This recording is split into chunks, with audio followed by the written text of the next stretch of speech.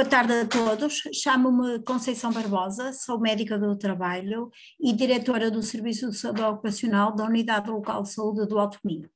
Primeiro de tudo, queria agradecer à Associação Migra o convite endereçado à Sociedade Portuguesa de Medicina do Trabalho e é nessa qualidade que eu estou aqui como membro da direção.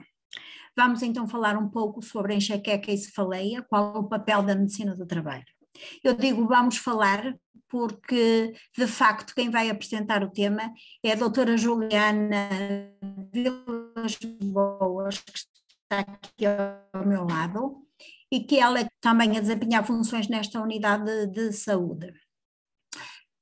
De facto, as cefaleias são uma causa importante de incapacidade laboral e também incapacitantes para algumas tarefas da vida diária. Há vários tipos de cefaleias, no entanto, sumariamente podemos dividi-las em cefaleias primárias e cefaleias secundárias.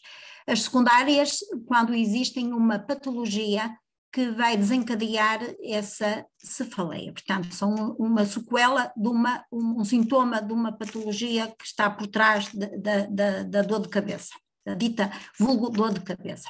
E as primárias, quando não existe patologia descoberta na origem dessas cefaleias. As primárias são de longe as mais prevalentes e com destaque para a tensional e as enxaquecas. Pronto, eu vou então dar a palavra à doutora Juliana, que vai fazer a apresentação do tema. Com licença.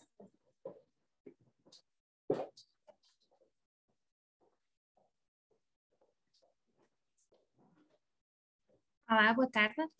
Eu vou então apresentar este tema da enxaqueca e cefaleias no trabalho e focar no papel da medicina do trabalho. Ora,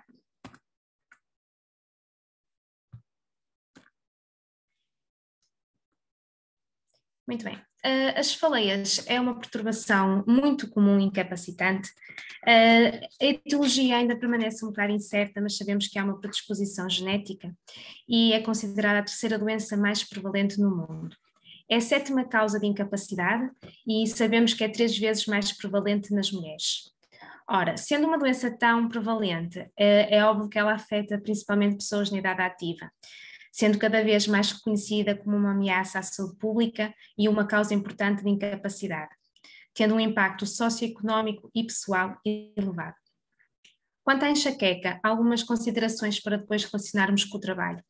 Sabemos que a enxaqueca pode-se agravar com o esforço físico e com o movimento. Sabemos alguns fatores desencadeantes, nomeadamente as alterações dos níveis hormonais nas mulheres, os distúrbios do sono, incluindo a falta ou o excesso de sono, as mudanças nas rotinas diárias, nos horários das refeições de trabalho e os ciclos de descanso e o ritmo circadiano. Como fatores de risco para a cronicidade, temos a idade, o sexo, o status socioeconómico, a obesidade, a dependência de substâncias como o tabaco e o álcool, o stress, a depressão e até o uso excessivo de medicamentos no tratamento e também, por exemplo, o uso abusivo da cafeína. Focando agora um bocadinho mais na relação de cefaleias e de trabalho. Ora, há uma prevalência relativamente elevada, 7,7% nos homens e 23% das mulheres que trabalham queixam-se de cefaleias. 50% das pessoas com enxaqueca faltam ao trabalho cerca de 4 dias por mês. E as pessoas que sofrem de enxaqueca e que trabalham durante as crises veem a sua produtividade reduzida a mais de metade. Segundo um estudo, a maioria dos empregadores tem conhecimento desta situação, no entanto, apenas cerca de 18% é que oferece algum apoio ao seu funcionário. Muitas vezes os trabalhadores sentem-se como julgados, estigmatizados ou até incompreendidos por terem enxaqueca e isso ser uma causa de falta ao trabalho ou diminuição da sua produtividade. Quanto a dados nacionais, o que é que sabemos? Sabemos que em Portugal cerca de 51% dos portugueses queixam-se de enxaqueca. Alguns declaram que os seus empregadores estão cientes deste problema, mas que apenas alguns é que oferecem ajuda. Sabemos que a maioria dos doentes refere que a enxaqueca tem impacto no seu trabalho e que não se conseguem concentrar. No geral, metade dos trabalhadores portugueses faltaram cerca de 3,8 dias por mês ao trabalho devido à enxaqueca. Ora, comparando a enxaqueca crónica com a enxaqueca aguda, sabemos que aqueles que têm a doença crónica faltam mais horas em média por semana ao trabalho do que aqueles que têm apenas episódios agudos. E que os doentes com enxaqueca crónica têm menos probabilidades de terem um contrato fixo de trabalho. Dados de outros países relativamente ao custo. Por exemplo, no Reino Unido, dados apontam para cerca de 86 milhões de dias de trabalho perdidos devido a cefaleias e enxaquecas no local de trabalho, com um custo estimado de cerca de 8,8 bilhões de libras por perda de produtividade. É ainda relatado que cerca de 1 milhão de libras é gasto com custos de saúde associados à enxaqueca, ou seja, deste grande bolo dos 8 bilhões de libras, apenas 1 é que é gasto no tratamento e nos cuidados de saúde. Todo o resto é relativo à perda de produtividade. Nos Estados Unidos, num estudo que fizeram com 1.000 funcionários, apontaram para cerca de 84 mil milhões de dólares perdidos, essencialmente por tempo de trabalho perdido. Apesar disto tudo, a doença continua subdiagnosticada e subtratada, sendo que apenas 1/5 dos doentes refere ter tratamento. Quanto aos fatores de risco no trabalho para desencadear cefaleias e enxaquecas, um deles é o risco químico. Sabemos que certos produtos químicos podem desencadear cefaleias e é importante termos noção a relação temporal. Quando é que começou a cefaleia, se foi após chegar ao local de trabalho, quando é que terminou, se a ausência de cefaleia acontece nos dias de descanso ou nas férias, e também é muito importante sempre avaliar os níveis de substância tóxica no local de trabalho, se for possível. Apesar de poucos estudos controlados explorarem a relação entre a exposição e os solventes químicos e as manifestações das cefaleias, está bem estabelecido estas propriedades vasoativas de alguns solventes que são capazes de produzir então cefaleias do tipo vascular. A mesma também pode ser um sintoma também de intoxicação por metais pesados. Outro fator de risco para cefaleias e enxaquecas no local de trabalho é o ruído.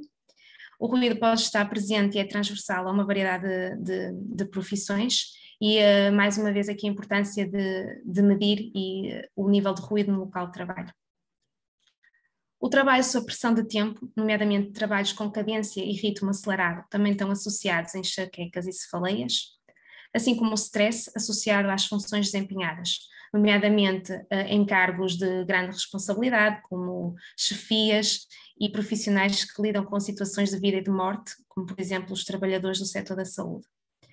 Outro fator de risco para cefaleias e enxaquecas relacionadas com o trabalho são as alterações no ritmo circadiano, e aqui especificamente o trabalho por turnos e o trabalho noturno, que vou falar um bocadinho mais à frente.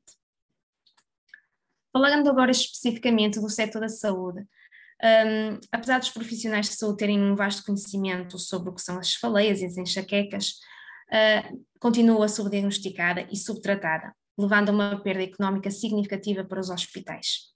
Estima-se que cerca de 10% dos profissionais de um hospital têm enxaqueca crónica e que pelo menos 76,8% já tiveram algum tipo de episódio de enxaqueca ligeira. Dados dos espanhóis, em termos de custo, falam também de custos muito elevados associados às enxaquecas e cefaleias, principalmente pelo absentismo, mas também pelo presentismo, em que a pessoa está no local de trabalho, mas que devido à cefaleia e à enxaqueca não consegue produzir da mesma forma. O que sabemos? Estudos apontam que os enfermeiros é a classe profissional mais afetada, nomeadamente aqueles que trabalham por turnos, turnos rotativos, turnos noturnos e que têm geralmente problemas de sono associados. O intenso stress e a tensão psicológica também está associada aos profissionais de saúde. A alimentação não regular, o facto de terem turnos diferentes, muitas vezes sobrecarga de trabalho, não conseguem fazer as refeições no horário habitual, e também o uso de substâncias e de cafeína.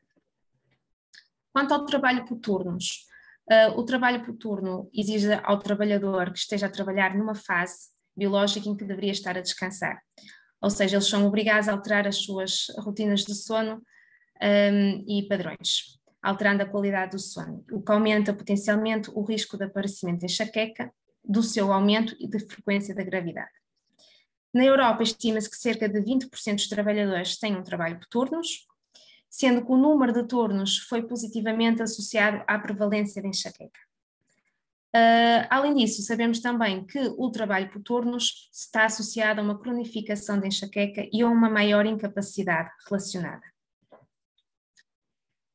Em termos da saúde ocupacional, é importante focar na prevenção,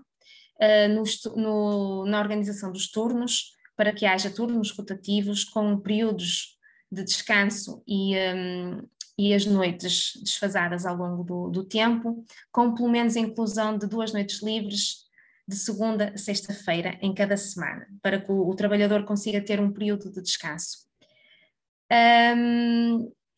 Sabemos também que sempre que possível devemos mudar o trabalhador para um turno diurno, se for possível, de forma a que ele consiga ter um padrão de sono mais regular quando sofre de enxaquecas ou cefaleias crónicas. No entanto, isto também deve ser tido em conta também com o tipo de profissão e o cargo em que ele está, assim que possível.